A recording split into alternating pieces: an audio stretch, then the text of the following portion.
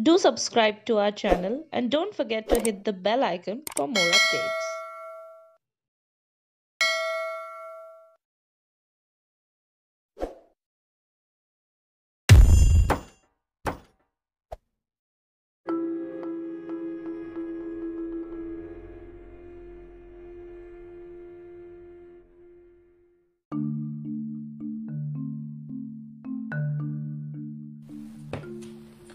Hello everyone.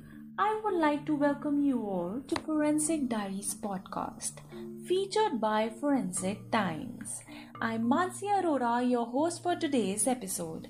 Today, we will be talking about one of the most high profile cases, the murder of Jessica Lal.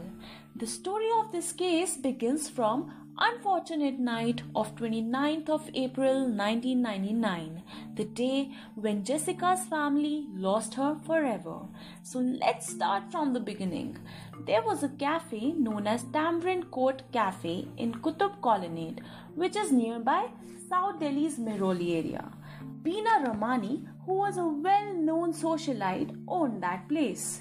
The speciality of this place was that it was reconstructed from old Haveli type property and Qutub Minar was directly visible from this cafe. So altogether it was a lovely location and it used to draw a lot of wealthy, famous and high society people. This cafe did not have any license to serve liquor. They applied for it, but till the time this incident took place, they didn't receive it. They used to serve alcohol secretly. Beena Ramani's daughter, Malini, was a part of modeling world, so her relations with people in Bollywood were also pretty good. The entire family was handling the cafe. They used to have something called as Thursday special night party. On this particular day, Beena Ramani organized a farewell party for her husband Georges Malheur, who was going abroad for 6 months. Later, police got to know that they used to organize such parties frequently in names of events like farewell, birthdays, etc.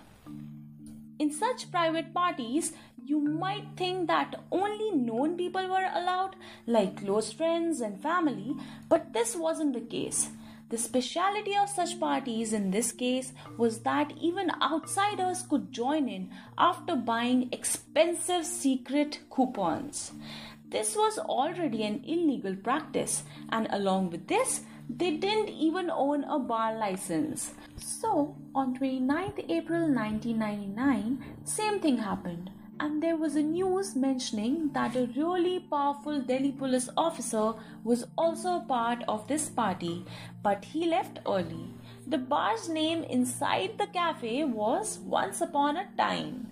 Jessica Lal, who was a 34 years old model, was friends with Malini and used to do small assignments of modeling. So, Malini asked Jessica to come and work as a bartender and serve alcohol at this party. Ultimately, two models were given this responsibility of serving alcohol. One of them was Jessica and the other one was Shine Munshi.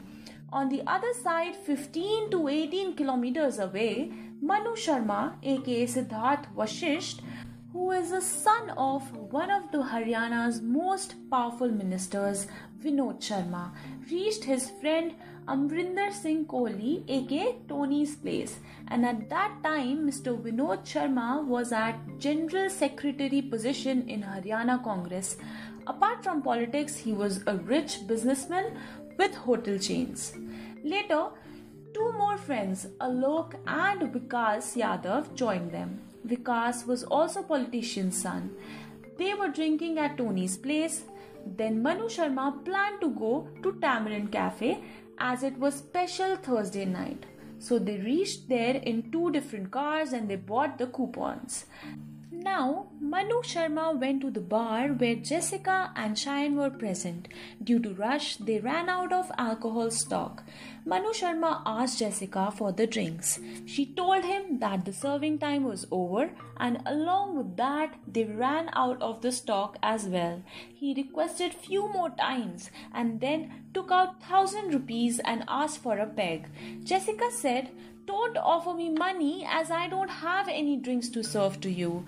He was already pretty drunk as they have been drinking since 3 or so hours. Then he pulled out a 0.22 bore licensed revolver and threatened her to serve him. She declined again. In order to scare her, he fired a shot towards the ceiling. Then he said, "Serve it or else I'll shoot you." Jessica refused again, and as soon as she refused, he pointed the gun towards her and shot her into head, and she immediately fell on the ground.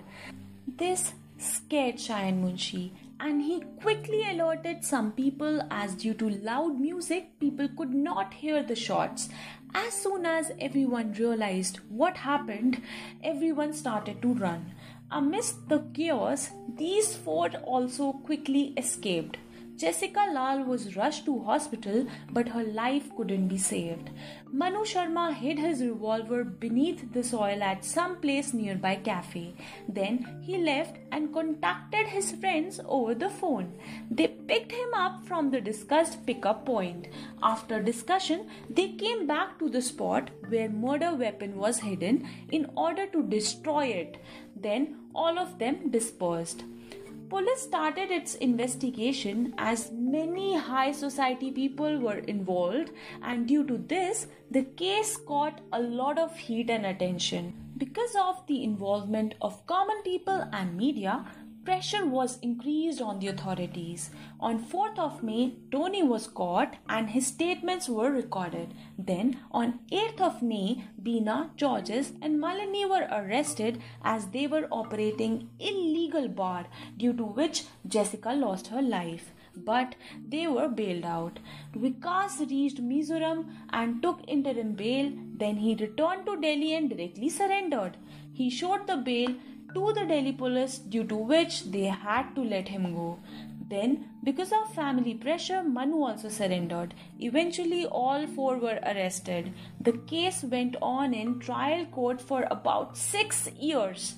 Then, lower court released Manu. Question was raised. So nobody killed Jessica? People got really furious. Sabrina Lal, who was Jessica's sister, fought ferociously for justice. After 8 months of lower court's decision, High Court gave Manu life imprisonment and others were sentenced to 3 to 4 years imprisonment. In lower court, all important witnesses got hostile.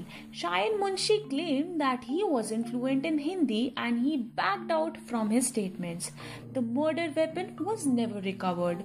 One of the witnesses gave statement that one bullet which was shot towards the ceiling was fired by Manu, but the other bullet which killed Jessica was fired by someone else. The cartridges which were found at the crime scene were examined.